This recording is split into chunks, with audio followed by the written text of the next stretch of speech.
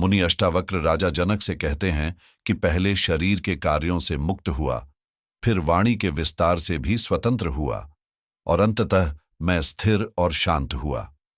राजा जनक आत्मज्ञान प्राप्त करने के बाद अपनी गहरी अनुभूतियों को अष्टावक्र के सामने व्यक्त करते हैं। वे कहते हैं कि पहले मैं अपने शारीरिक क्रियाओं के प्रति असंलग्न था, फिर वाणी के माध्यम से होने वाली क्रियाओं से भी मेरी आसक्ति समाप्त हो गई। इस प्रकार अब मैं पूर्ण रूप से स्थिर और निःसंदेह महसूस करता हूं। इस संवाद में दोनों महापुरुषों के बीच गहरा सामंजस्य और समझ है, जो उनके समान अनुभव से उत्पन्न हुआ। जब एक ज्ञानी और एक अज्ञानी के बीच संवाद होता है तो यह एक अर्थपूर्ण और गहन चर्चा होती है। वहीं अगर दोनों ही अज्ञानी हों तो उनके बीच केवल विवाद और कलह ही उत्पन्न होता है, संवाद नहीं। अष्टावक्र के उपदेशों से राजा जनक ने आत्मज्ञान की प्राप्ति की, और जब वे इस अनुभव को साझा करते हैं तो बताते हैं कि वासनाओं के प्रभाव से मन में हलचल मचने लगती है, जिससे विचारों का अराजक प्रवाह शुरू हो जाता है। यह उथल पुथल मन, वाणी और शारीरिक क्रियाओं में व्यक्त होती है। अष्टावक्र उन्हें ध्यानपूर्वक सुनते हैं और समझाते हैं कि इन सभी उत्तेजनाओं का निवारण ही आत्मज्ञान की कुंजी है। पतंजलि ने भी योग के बारे में कहा है कि चित्त की वृत्तियों को शांत करना ही असली योग है, जबकि गीता में यह भी बताया गया है कि मन को नियंत्रित करना एक कठिन कार्य है, लेकिन यही आत्मनियंत्रण के माध्यम से सच्चे ज्ञान की ओर मार्ग प्रशस्त होता है। पतंजलि के अनुसार चित्त की वृत्तियों को शांत करने के लिए अभ्यास और वैराग्य दोनों अत्यंत महत्वपूर्ण हैं। यही कारण है कि आत्मज्ञान की प्राप्ति में यह दो तत्व महत्वपूर्ण भूमिका निभाते हैं। राजा जनक कहते हैं कि पहले मैंने अपने शारीरिक कार्यों पर नियंत्रण पाया, फिर वाणी के माध्यम से होने वाले कार्यों पर भी अंकुश लगाया और अंततः मानसिक कार्यों को भी रोक लिया। इस प्रकार आत्मज्ञान की प्राप्ति के बाद अब मैं पूरी तरह से आत्मा में स्थिर हूं। शरीर और इंद्रियों से जुड़ी जो क्रियाएं होती हैं वे हमेशा किसी न किसी आकांक्षा, लाभ हानि, सुख दुख और कई अन्य अपेक्षाओं से प्रभावित रहती हैं, जो हमें बाहरी दुनिया से जोड़ती हैं। मन में उत्पन्न होने वाले विक्षेपों को रोकने के लिए अक्सर लोग जप, तप, यज्ञ, आसन, हठ योग जैसे शारीरिक उपायों का सहारा लेते हैं, लेकिन इनसे नए विक्षेपों का जन्म भी हो सकता है। भले ही शारीरिक क्रियाओं पर नियंत्रण पा लिया जाए, लेकिन वाणी से जुड़ी क्रियाएं जैसे भजन, कीर्तन, मंत्र जप, प्रवचन और उपदेश आदि निरंतर चलते रहते हैं। इन सब को रोकने के बावजूद भी मन में विचारों, संकल्पों और विकल्पों का प्रवाह रुकता नहीं है। जब तक इन तीनों प्रकार की क्रियाओं पर पूरी तरह से नियंत्रण नहीं पाया जाता, तब तक मन की स्थिति शांत नहीं हो सकती, और जब तक चित्त शांत नहीं होता, तब तक आत्मज्ञान की प्राप्ति संभव नहीं है। इन तीनों क्रियाओं, शरीर, मन और वाणी के नियंत्रण का सबसे प्रभावी तरीका है इनसे पूर्ण रूप से उपेक्षा रखना। जब हम कर्म को रोकने का प्रयास करते हैं तो इससे नए कर्म उत्पन्न होते हैं जो हमें और अधिक उलझा देते हैं। असल में इन क्रियाओं को रोकने का प्रयास करने के बजाय हमें इन्हें सिर्फ अविचलित रूप से देखना चाहिए। शरीर, मन और वाणी की क्रियाएं स्वाभाविक रूप से चलती हैं। नींद और अचेत अवस्था में भी शरीर अपनी गति बनाए रखता है और स्वप्न में भी मन अपनी गतिविधियां जारी रखता है।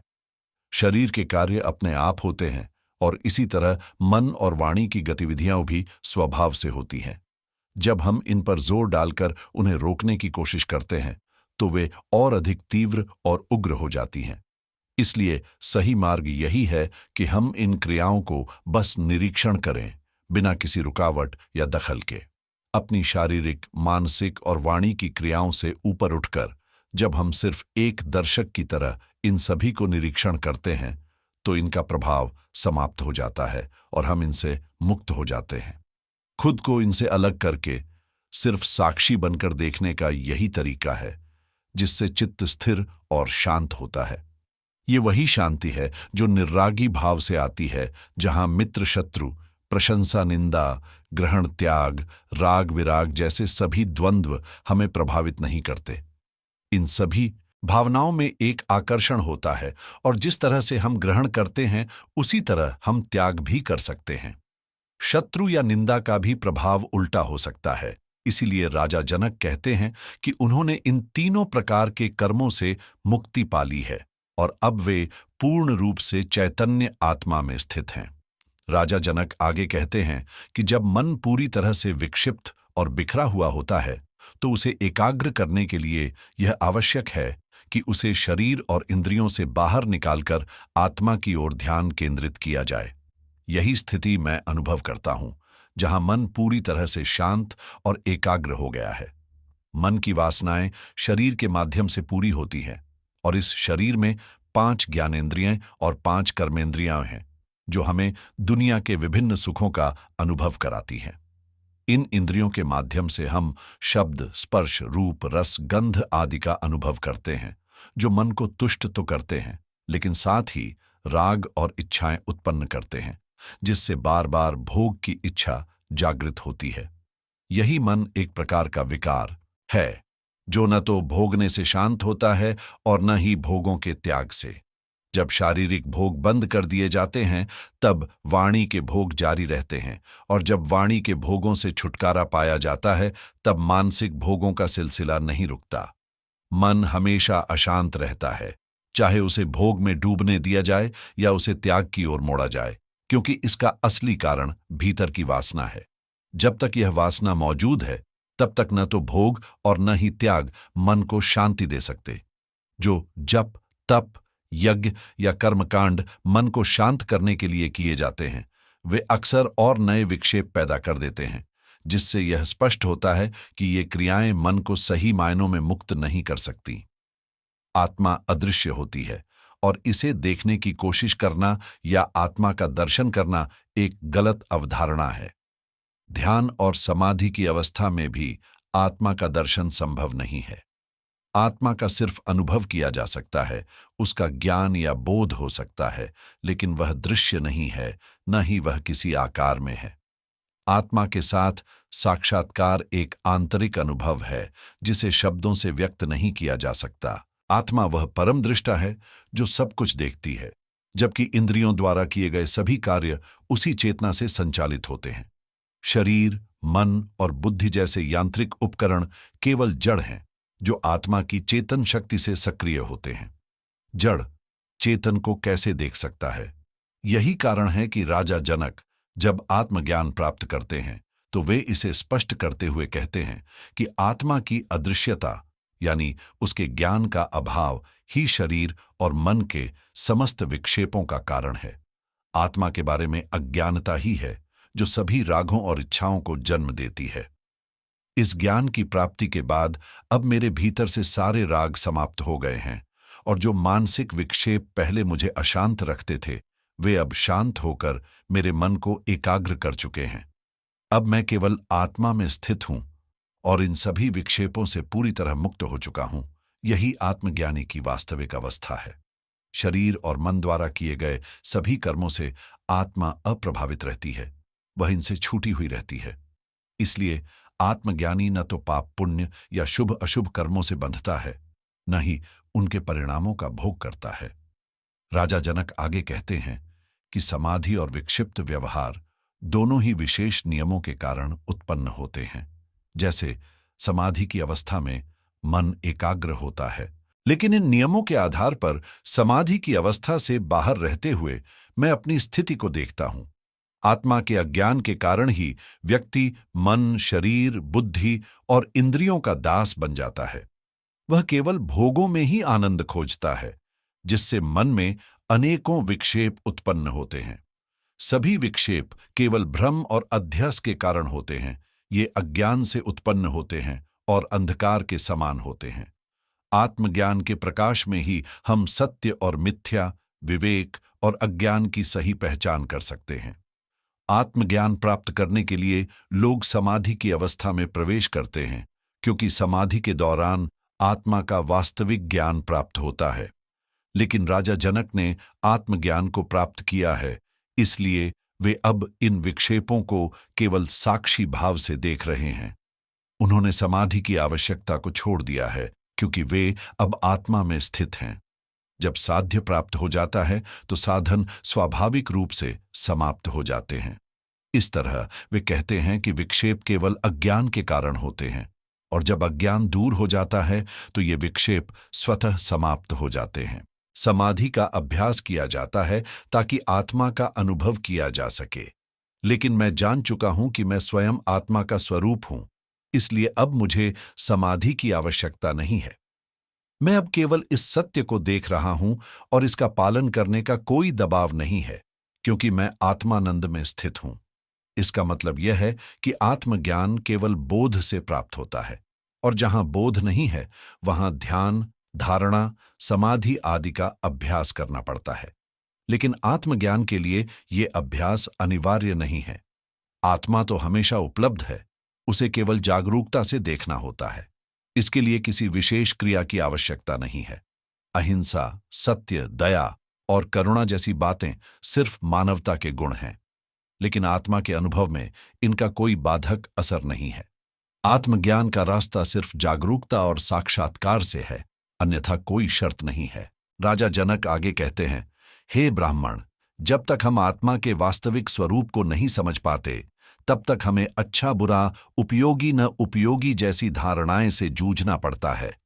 इन भेदों से उत्पन्न हर्ष और विषाद मन की वासना के परिणाम होते हैं, जो केवल आंतरिक इच्छाओं और आकांक्षाओं के कारण होते हैं। जब इन इच्छाओं से हम मुक्त हो जाते हैं तो ये भेद समाप्त हो जाते हैं। अब मैं इस स्थिति में हूं जहां न हर्ष होता है न विषाद। आत्मा तो हमारा स्वभाव है, और उसे समझना अपने असली स्वरूप को जानने जैसा है। इस अवस्था में कोई विकृति नहीं होती। जब हम किसी वस्तु के लिए आसक्त होते हैं तो उसके प्राप्त होने पर हर्ष और न मिलने पर विषाद होता है, लेकिन जब हम वासना से परे होते हैं तो यह द्वंद्व समाप्त हो जाता है। इस प्रकार जब भेद खत्म हो जाते हैं तो आत्मा का अनुभव केवल शांति और संतोष का अनुभव होता है। राजा जनक ने आत्मज्ञान प्राप्त करने के बाद अपने वास्तविक स्वरूप में स्थिरता पा ली। वे कहते हैं, अब मैं वही हूं जो मुझे होना चाहिए था, अपने असली रूप में। पहले अज्ञानवश मैंने खुद को कई तरह के बाहरी मुखौटों से ढका हुआ था, लेकिन अब वे सब गिर चुके हैं। ये वही स्थिति है जिसे सुकरात ने अपने आप को जानो कहा था। जब आप अपने स्वभाव को समझते हैं तो आत्मज्ञान की प्राप्ति होती है। ये उस स्थिति का अनुभव है जब मन, ध्यान और चित्त की कोई विघ्न या भटकाव नहीं होती। जैसे ही मैं अपने विचारों और विकल्पों से परे हुआ, वैसे ही इन तीनों से मुक्त हो गया। एक मूढ़ व्यक्ति में कोई समस्या नहीं होती, क्योंकि वह न तो विचार करता है, न कोई सिद्धांत बनाता है, और न ही किसी मान्यता से बंधा रहता है। वह स्वतंत्र होता है, और यही आत्मज्ञान की सच्ची अवस्था है। ज्ञानी और मूढ़ के बीच एक गहरा अंतर है। जहां मूढ़ व्यक्ति समस्याओं से जूझता रहता है, वहीं ज्ञानी उन समस्याओं से पार हो चुका होता है। मूढ़ का अनुभव सीमित होता है, जबकि ज्ञानी ने जीवन के अनुभवों को समझकर उन्हें छोड़ दिया है, इसीलिए वह मुक्त होता है। अज्ञानी के पास कई मान्यताएं, विचार और सिद्धांत होते हैं जो उसे भ्रमित करते हैं। वह अपने तर्क और विश्लेषण के जरिए सृष्टि को समझने की कोशिश करता है, लेकिन वह कभी एकत्व का अनुभव नहीं कर पाता। वहीं ज्ञानी को जब एकत्व का बोध हो जाता है, तब वह सभी विभाजन और भेदों को पार कर जाता है। वह यह समझता है कि जीवन में सारा विकास एक क्रमिक प्रक्रिया है जो आत्मज्ञान की ओर बढ़ता है। यही कारण है कि कर्म और उसके फल का विधान केवल अज्ञानी के लिए ही लागू होता है, क्योंकि वह कर्मों में उलझा रहता है, जबकि ज्ञानी अपने आत्मा में स्थित होता है और इन सारी चीजों से परे होता है। साधना के कई रूप हैं जो व्यक्ति को आत्मज्ञान की ओर मार्गदर्शन करते हैं, जैसे भजन, कीर्तन, पूजा पाठ, जप, यज्ञ, हवन, कर्मकांड और हठयोग की क्रियाएं। ये सभी आत्मिक शुद्धता और अंतःकरण की सफाई में मदद करती है। इसके अलावा ध्यान, धारणा, समाधि जैसी प्रक्रियाएं भी महत्वपूर्ण हैं, जो चित्त को शांत करती हैं और आत्मज्ञान की प्राप्ति में सहायक होती हैं। कुछ धर्मों का मानना है कि चित्त को जैसे है वैसा स्वीकार करना चाहिए, क्योंकि सब कुछ ईश्वर की इच्छा से ही है, और इस स्वीकार्यता से व्यक्ति मुक्त हो सकता है। तंत्र विद्या के अनुसार हठयोगी मन के निरोध की बात करते हैं और वासना को नियंत्रित करने के लिए एकाग्रता की ओर अग्रसर होने का सुझाव देते हैं। ये क्रियाएं यदि सही दिशा में की जाएं, तो व्यक्ति को भ्रम और भटकाव से उबार सकती है और उसे आत्मज्ञान के सच्चे रास्ते पर ले जा सकती है। शरीर को नियंत्रण में रखना और उसे कठिनाइयों का सामना कराना, जैसे उसे भूखा प्यासा रखना, तपस्या करना या कष्टों में डालना, ये सब आमतौर पर आत्मज्ञान की प्राप्ति के लिए किए जाने वाले साधना के तरीके माने जाते हैं। ये सब इसलिए किया जाता है ताकि हम अपने विषयों में बंधे हुए अहंकार और वासना से मुक्ति पा सकें। लेकिन राजा जनक ने आत्मज्ञान को प्राप्त कर लिया था और अब वे इन साधनाओं से परे हैं। उनके लिए अब कोई तपस्या, कोई ध्यान या चित्त के नियंत्रण की आवश्यकता नहीं रही। उन्होंने आत्मा की वास्तविकता को जान लिया और अब वे उस दिव्य सत्य में स्थिर हैं जहां इन साधनाओं का कोई महत्व नहीं बचा। उनका अनुभव हमें यह सिखाता है कि जब हम आत्मज्ञान प्राप्त कर लेते हैं तो हम इन सभी बाहरी साधनाओं से मुक्त हो जाते हैं और वास्तविक मुक्ति को पा लेते हैं। मैं अब इन सभी साधनाओं और बंधनों से मुक्त हो चुका हूं, सिर्फ अपनी वास्तविक आत्मा में स्थित हूं। राजा जनक का यह कथन एक सिद्ध की प्राप्ति की घोषणा है। साधना की अवस्था में या जब कोई अज्ञान में हो तो इन मार्गों से गुजरना ही पड़ता है। जब तक किसी को आत्मज्ञान नहीं होता, उसे किसी न किसी साधना का पालन करना ही पड़ता है। अगर कोई साधना न अपनाई जाए तो वह भी एक साधना बन जाती है, लेकिन इसे समझना और अपनाना बहुत मुश्किल होता है और यह शायद कुछ ही लोगों के लिए उपयुक्त हो सकता है। सामान्य व्यक्ति इस रास्ते पर भटक सकता है। सुख, दुख, जन्म, मृत्यु और हर घटना का संबंध हमारे कर्मों और भाग्य से होता है। ऐसे व्यक्ति जो इस सच्चाई को समझते हैं, वे कर्मों को देख सकते हैं, परंतु बिना किसी विशेष प्रयास के वे उन कर्मों से प्रभावित नहीं होते। वे साधना में रहते हुए भी बिना किसी मोह के अपने कर्मों को करते हैं। अष्टावक्र यहां यह स्पष्ट करते हैं कि सुख, दुख, जन्म और मृत्यु जैसी घटनाएं हमारी इच्छाओं या प्रयासों से नहीं होती, बल्कि ये सब दैव योग के तहत तय होती हैं। यदि ये हमारी इच्छाओं पर आधारित होती तो हम सभी दुख और मृत्यु से हमेशा के लिए मुक्त हो जाते, लेकिन ऐसा नहीं है। हम बस इन स्थितियों को अनुभव करते हैं। इसलिए एक ज्ञानी इन घटनाओं को दैव योग के तहत समझकर कर्मों को बिना किसी संलग्नता के देखता है। वह कर्म करता है, लेकिन उसमें कोई प्रयास नहीं होता, क्योंकि उसे इनसे जुड़ी कोई व्यक्तिगत भावना नहीं होती। इस दृष्टिकोण से वह अहंकार और कर्तृत्व की भावना से मुक्त हो जाता है और उसे परम शांति का अनुभव होता है। जैसे कमल का फूल जल में होता है, लेकिन जल में पूरी तरह डूबा नहीं होता, उसी तरह वह कर्मों से बुरी तरह प्रभावित हुए बिना सिर्फ एक साक्षी बन जाता है। इस अवस्था में उसे कोई श्रम नहीं लगता, केवल आनंद और शांति मिलती है। ज्ञानी व्यक्ति हर स्थिति में शांत रहता है, क्योंकि वह जानता है कि हर चीज उसी के द्वारा नहीं, बल्कि एक उच्च शक्ति के द्वारा हो रही है। वह खुद को बस एक उपकरण समझता है और इसलिए उसे तनाव, चिंता या किसी भी प्रकार की मानसिक उलझन का सामना नहीं करना पड़ता। हार जीत, सफलता, असफलता, लाभ हानि सब कुछ उसी का है और वह बस निभाने वाला है। इसके विपरीत अज्ञानी व्यक्ति खुद को कर्ता समझता है और फल की कामना करता है, जिसके कारण वह हमेशा चिंता, तनाव और अशांति में रहता है। यह न केवल एक मनोवैज्ञानिक सत्य है, बल्कि एक आध्यात्मिक सत्य भी है कि जो व्यक्ति ज्ञान से परिपूर्ण हो जाता है, वह अब किसी फल की इच्छा से मुक्त हो जाता है और अपने कर्मों को केवल मानवता के कल्याण के लिए करता है। वह कर्मों को शरीर और इंद्रियों का धर्म मानते हुए बिना किसी स्वार्थ के करते हैं, क्योंकि उन्हें सच्चे ज्ञान का एहसास हो चुका होता है। आत्मा स्वयं कर्ता नहीं होती, इसलिए कर्मों के फल का असर उस पर नहीं पड़ता। यही कारण है कि आत्मा कर्म फल से मुक्त रहती है, और यह भारतीय अध्यात्म का एक महत्वपूर्ण पहलू है, जो दैव योग, भाग्य, ईश्वर और कर्म के फल को स्वीकार करने पर जोर देता है।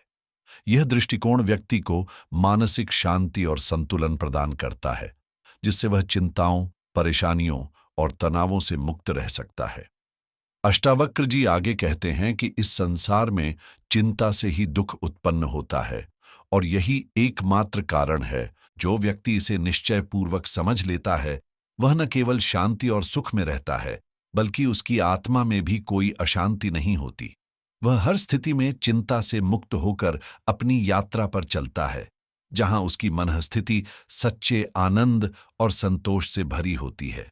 अष्टावक्र जी के अनुसार जहां अहंकार होता है वहां कर्ता होने का भान भी होता है, और जहां कर्ता भाव होता है वहां यह सोच भी उत्पन्न होती है कि मैं ही सब कुछ कर रहा हूं, जिसके कारण इच्छाएं और चिंता का जन्म होता है। यही चिंता ही दुख का कारण बनती है। वहीं ज्ञानी व्यक्ति यह समझता है कि वह केवल एक माध्यम है, असली कर्ता नहीं। वह मानता है कि सभी कर्म ईश्वर के आदेश और प्रेरणा से हो रहे हैं और वह केवल एक यंत्र या बांसुरी की तरह है जिसे बजाने वाला ईश्वर ही है। इस दृष्टिकोण से कर्म करने वाला व्यक्ति खुद को निर्भर, चिंता मुक्त और संतुष्ट महसूस करता है। इस सोच के कारण उसकी इच्छाएं धीरे धीरे समाप्त हो जाती हैं और वह हर परिस्थिति में सुखी और शांत रहता है। वह व्यक्ति अपनी इच्छाओं के बजाय परमात्मा की इच्छा के अनुसार कर्म करता है और इस कारण वह मानसिक शांति और चिंता से मुक्त रहता है। जैसे एक बच्चा अपने पिता की उंगली पकड़कर निडर और शांत रहता है, वैसे ही इंसान जब परमात्मा का सहारा लेकर जीवन जीता है तो वह अनगिनत मानसिक उलझनों से परे रहता है। जो लोग ईश्वर की सत्ता पर विश्वास नहीं करते, उनका जीवन अक्सर तनाव और कुंठाओं से भरा होता है। इसीलिए मानसिक संतुलन बनाए रखने के लिए ईश्वर के प्रति विश्वास बेहद महत्वपूर्ण है। यह सवाल कि ईश्वर है या नहीं उतना मायने नहीं रखता जितना यह कि आप उस विश्वास को अपनी जिंदगी में किस हद तक उतारते हैं। अष्टावक्र आगे कहते हैं कि जो व्यक्ति आत्मज्ञान को प्राप्त कर चुका है वह अपने बारे में यह सशक्त निश्चय करता है कि मैं शरीर नहीं हूं, मैं तो शुद्ध चैतन्य हूं। ऐसा व्यक्ति जब इस सत्य को गहराई से समझता है तो वह शरीर और आत्मा के बीच के भेद को पूरी तरह से समाप्त कर देता है। उसका संबंध शरीर से टूट चुका होता है और वह इस बात को स्पष्ट रूप से जानता है कि उसका अस्तित्व केवल चैतन्य में है, न कि देह में। इस आत्मबोध के साथ वह न केवल अपने कर्मों को भुला देता है बल्कि उस क्षण में वह कैवल्य की अवस्था को प्राप्त कर लेता है। ज्ञानी का यह निश्चय ही उसे उस स्थिति तक पहुंचाता है जहां उसे न तो अतीत के कर्मों का पछतावा होता है न भविष्य की चिंता। वह केवल आत्मा का शुद्ध रूप अनुभव करता है। जो व्यक्ति कैवल्य की स्थिति में पहुंच चुका है वह अपने आप को केवल आत्मा के रूप में पहचानता है और इस कारण वह न तो अपने किए गए कर्मों को याद करता है, न ही जो कर्म उसने नहीं किए उनका कोई प्रभाव महसूस करता है, क्योंकि उसने समझ लिया है कि कर्म शरीर द्वारा किए जाते हैं और मन के विचारों तक ही सीमित रहते हैं, उनका आत्मा से कोई वास्तविक संबंध नहीं होता। अष्टावक्र आगे कहते हैं कि जो व्यक्ति शुद्ध, शांत और निर्विकल्प अवस्था में पहुंच जाता है वह स्वयं को ब्रह्म का अंश मानता है। वह न तो शरीर और पदार्थों में भेद देखता है, न ही किसी भिन्नता का अनुभव करता है। इसके विपरीत अज्ञानी हमेशा भिन्नताओं में उलझा रहता है, लेकिन ज्ञानी ब्रह्म के शुद्ध रूप को, आत्मा को हर चीज में देखता है और इस आत्मज्ञान के कारण उसे सृष्टि की गहरी सच्चाई का एहसास होता है। जो व्यक्ति आत्मा के वास्तविक रूप को जानता है वह पूरी सृष्टि में एकता का अनुभव करता है। उसे हर जगह एक समानता और साम्य दिखाई देता है। वह इस ज्ञान के साथ जीता है कि उसने अपने अस्तित्व की वास्तविकता को पहचान लिया है और अब वह स्वयं को ब्रह्म के रूप में देखता है। इस समझ के बाद भिन्न भिन्न शरीरों और आत्माओं का अस्तित्व मात्र एक भ्रम बन जाता है। अष्टावक्र कहते हैं कि जब ज्ञानी को यह निश्चय हो जाता है कि वह आत्मा है और ब्रह्म से लेकर हर तत्व में उसका ही विस्तार है, तब वह स्वयं को एक और अद्वितीय महसूस करता है। उसके लिए सृष्टि कुछ अलग नहीं बल्कि वह स्वयं सृष्टि है। ऐसा व्यक्ति निर्विकल्प अवस्था में पहुंच जाता है जहां उसे कोई दूसरा विकल्प नहीं दिखता और उसका मन पूरी तरह से शांत और शुद्ध हो जाता है। वह शुद्ध स्वर्ण की तरह होता है जैसे पहले की विकृतियां और अशुद्धताएं खत्म हो जाती हैं और वह अब निराकार शुद्धता का प्रतीक बन जाता है। एक व्यक्ति जिसने आत्मा का सच्चा ज्ञान प्राप्त कर लिया है, अब न तो पाने की इच्छा रखता है न खोने का भय। वह दोनों, प्राप्ति और अप्राप्ति से पूरी तरह मुक्त हो जाता है। उसकी स्थिति ऐसी होती है कि वह कह सकता है, सब कुछ मेरा है या मेरा कुछ भी नहीं है, क्योंकि उसने इन दोनों अवधारणाओं को पार कर लिया है। यही असली मुक्ति है। अष्टावक्र आगे कहते हैं कि जो व्यक्ति यह जानता है कि यह भ्रामक और अस्थायी संसार कुछ भी नहीं है, वह बिना किसी वासना के बोध स्वरूप शांत और मुक्त हो जाता है। वह समझता है कि जिसने शाश्वत सत्य को जान लिया है, वह अस्थायी और क्षणिक सुखों में कोई रुचि नहीं रखता। उसे इस संसार की माया से कोई मोह नहीं होता और वह केवल अद्वैत, अनेकता से परे एकता के आनंद में पूर्ण रूप से समाहित हो जाता है। जब कोई व्यक्ति द्वैत, अनेकता की अशांति और दुखों से बाहर निकलता है, तो उसकी संसार के प्रति सारी आसक्ति और इच्छाएं स्वतः समाप्त हो जाती हैं। वह शांति की गहरी अनुभूति में जीने लगता है। अष्टावक्र ने कहा कि हालांकि यह संसार अपने आप में चमत्कारी और विविधताओं से भरा हुआ है, लेकिन आत्मानंद के समक्ष इसकी कोई अहमियत नहीं है। यह सब मिथ्या और नीरस है, क्योंकि आत्मज्ञानी यह जानता है कि असली बोध और आनंद कहीं और है। इसलिए वह इस दुनिया को केवल माया मानकर उसे पार कर जाता है। इस संसार में जो सुख दुख, हर्ष विषाद या अन्य अनुभव होते हैं, वे मनुष्य की वासनाओं और अहंकार से जुड़े होते हैं, जो केवल इच्छाओं की तुष्टि से आते हैं। लेकिन यह सुख सच्चा और स्थायी नहीं होता। सृष्टि अपने नियमों के अनुसार चलती है और इस प्रक्रिया में सुख दुख का कोई व्यक्तिगत पक्ष नहीं होता। जब मनुष्य इन नियमों के खिलाफ चलता है तो उसे कष्ट और दुख का सामना करना पड़ता है, लेकिन यदि वह इन नियमों को समझकर उनके अनुरूप अपनी जीवन शैली को ढाल ले तो वह सच्चे सुख को पा सकता है। आत्मज्ञानी इस रहस्य को जानता है, इसलिए वह सृष्टि के नियमों के अनुकूल कार्य करता है और उन नियमों की अवहेलना करने से बचता है।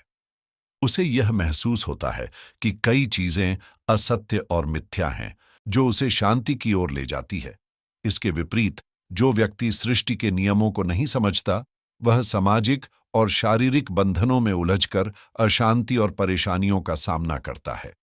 यही फर्क है ज्ञानी और अज्ञानी के दृष्टिकोण में। ज्ञान ही वह प्रकाश है जो सृष्टि के गहरे रहस्यों को उजागर करता है, और इसका न होना ही अज्ञान है।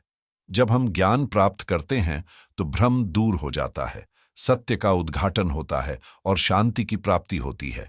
बिना समझे, बिना जानने किसी चीज को ठीक करने की कोशिश उसी तरह है जैसे अंधेरे को बिना दीपक जलाए दूर करने की कोशिश करना।